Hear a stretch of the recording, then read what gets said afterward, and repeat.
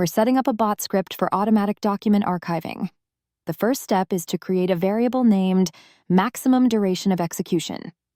This variable will help us define how long we want the script to execute at most.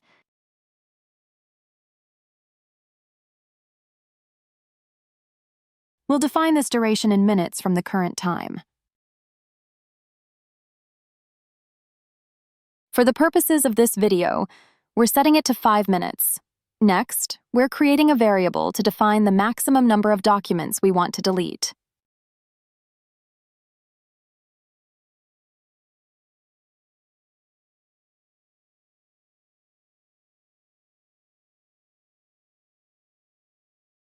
For demonstration, we'll set this number to 10. Now, we'll create a variable to specify how many days-old documents need to be in order to be deleted.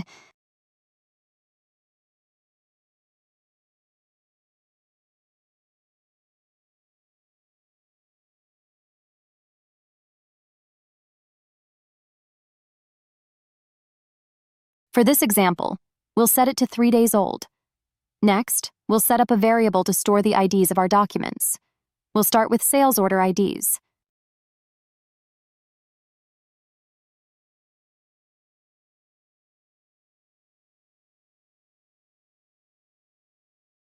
Then, we'll import the sales orders database and retrieve document IDs based on certain criteria.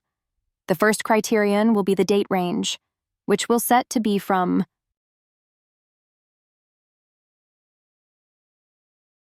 3 days ago from today, counting backwards from now minus the number of days we defined.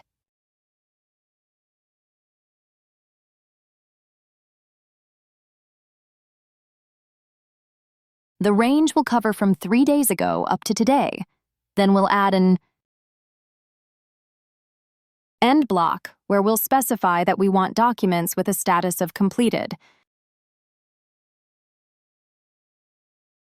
or a status of voided or a status of returned.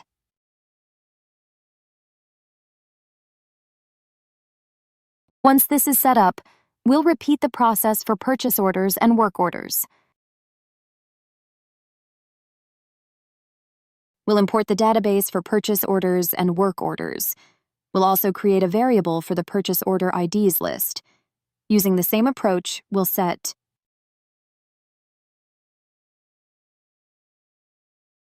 up the criteria for purchase orders.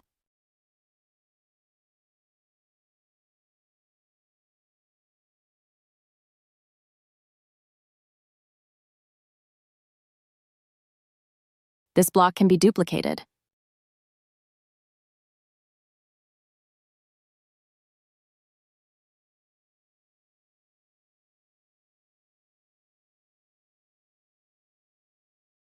We'll add an end block.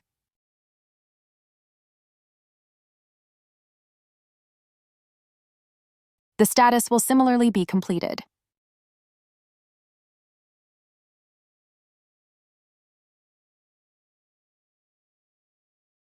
Or voided.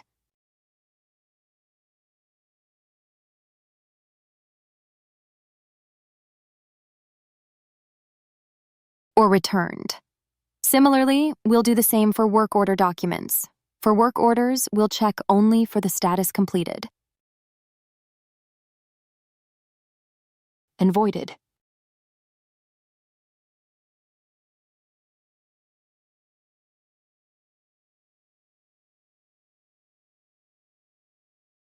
This way, we'll be able to retrieve the document IDs. The next thing we'll do is insert an if block to optimize the script execution time.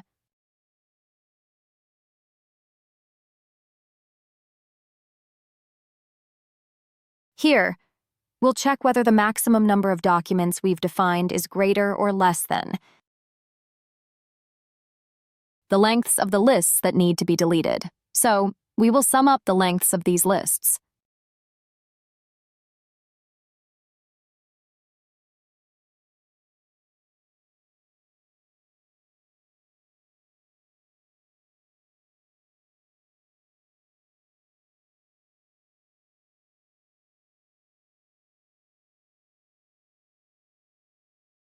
And if the length of the lists is less than the maximum number of documents, we'll set the maximum number of documents to be that length.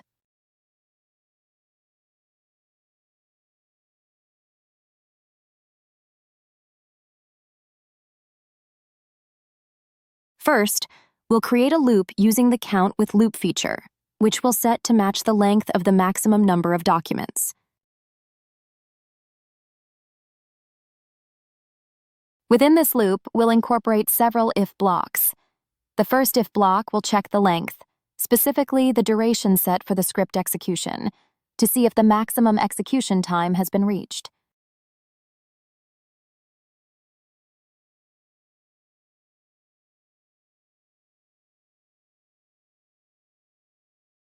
If the maximum time is reached, we'll halt the script execution. Otherwise, the script will continue running. Additionally, we'll include another if block to check if we have any IDs in our lists.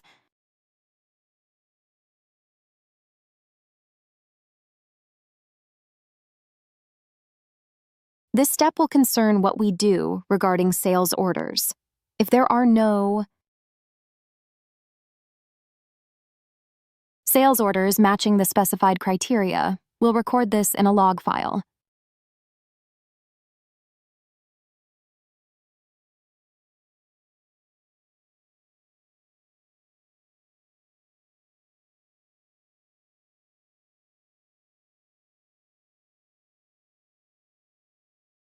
However, if sales orders do exist, we'll place another if block inside. This block will check.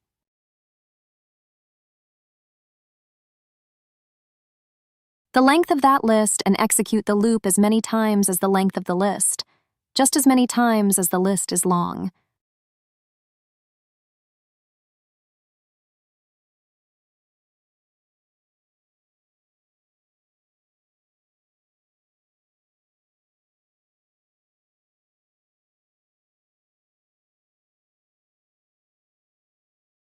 Within this final if block, we'll set up a browser block, a browser message that will display the IDs of the documents currently being processed. We'll obtain these document IDs using the inListGet block.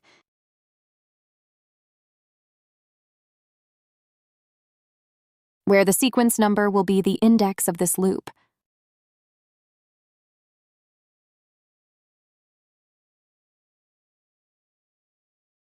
Following the browser message, we'll implement a wait block of 1 second to allow us to read what is being executed. Within this last if, from the sales order database actions section, we'll add the archive document block where the ID is the one obtained from the sales order ID list. After this block, we'll insert a block that checks for any errors.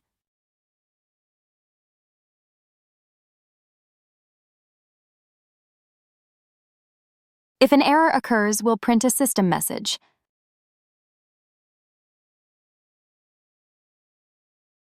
Now, we need to repeat this process for the other 2 types of documents. We'll copy this if block and replace the necessary variables.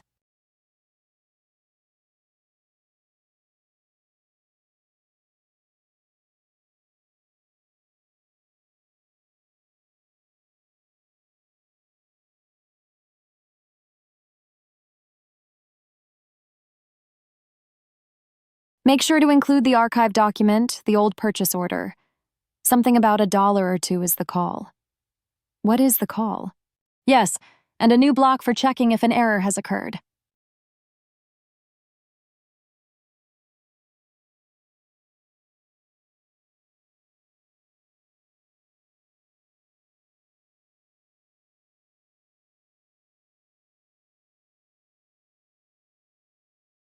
Also, we will note here that a document is being processed.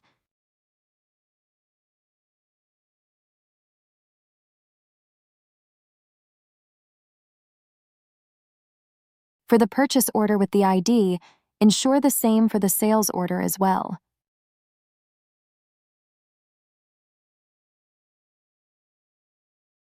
We still need to handle the work orders.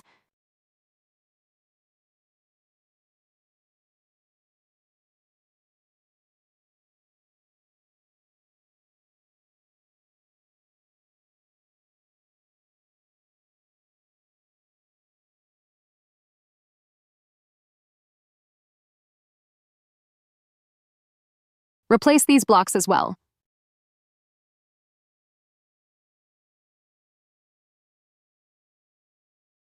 With the corresponding blocks from the work order.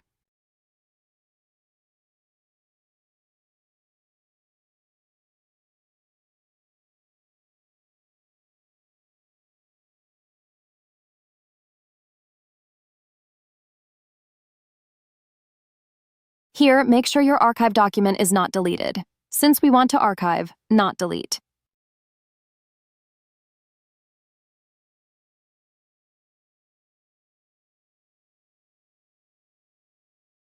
The error message should be designed specifically for archiving a document, not for deleting it.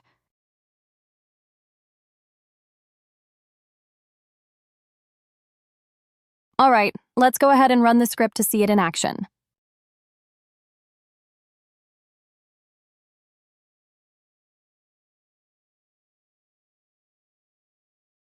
The browser is giving us a message displaying the documents being archived. It's showing the IDs of those documents. Now, if we refresh the page and include archived documents, we can observe the first 3 days. These are documents with a status of 3 days old, marked as voided, returned, or completed. These include purchase orders. Similarly, for 3-day-old documents, there are completed and returned ones. When it comes to work orders, we see there is just one. This one is marked as If you'd like, you can set up a schedule for this script to run automatically. Just head over to Schedule Execution. You'll need to have a user IP set up beforehand. Then choose a time, let's say 8 in the morning.